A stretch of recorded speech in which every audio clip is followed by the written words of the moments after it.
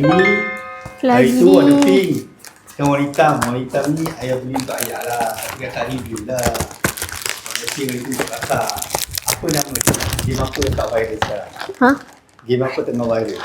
Game. Pickleball lah. Dapat 2 bola. Kejap lah, lepas tu tak dah. Nah. Tengok. Ni. Kalau beli dapat 2. Push. Ni warna Cantik je, Bu. kuning. Warna kuning. Okey, kakak posisi Kung Fu. Kung Fu? Hunkachus. Gacus. Oh, ni kan ada dia punya apa? Saya nak tunjuk lah example dia.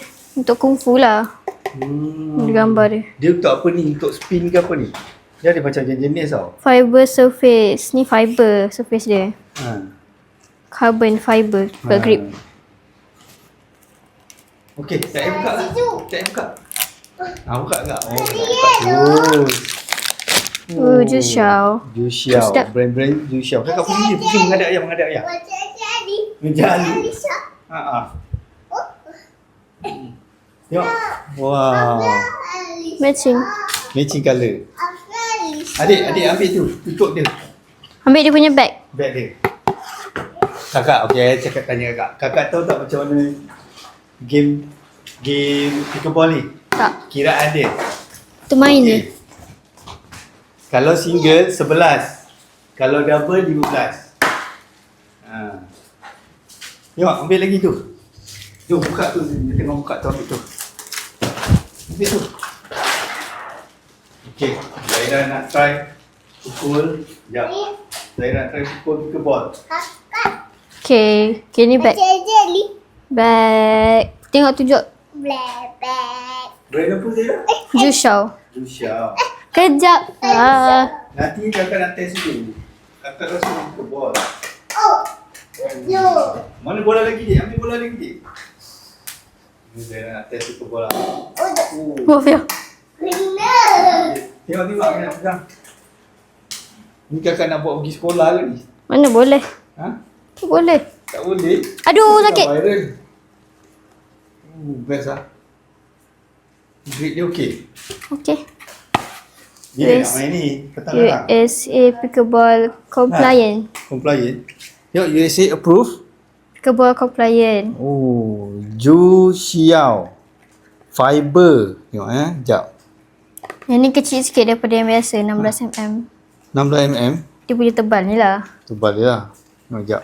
Apa ni? Kung Fu Min Chow 16mm T7 Carbon Fiber Surface. Oh, nunchaku ni dia punya alat dia yang ni. Nunchaku ni. Nunchaku dan alat dia Guna ni lah. Ui, best lah. Yang ni nampak mahal kan?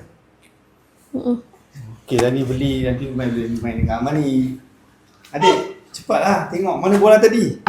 Ambil tu. Adik ambil cover dia. Sini ambil cover dia. Cepat ambil cover dia, nak sini tengok dia begini. Tengok, betul-betul lah bagi. Cuba sarung dekat. Okey tak? Ngam. Memang tengah viral main pickleball ni. Tengok.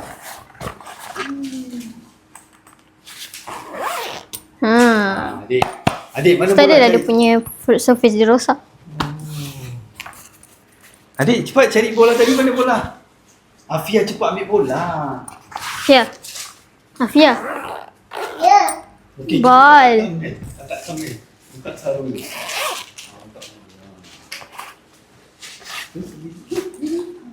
Yang ni macam ni lah. Yang ni.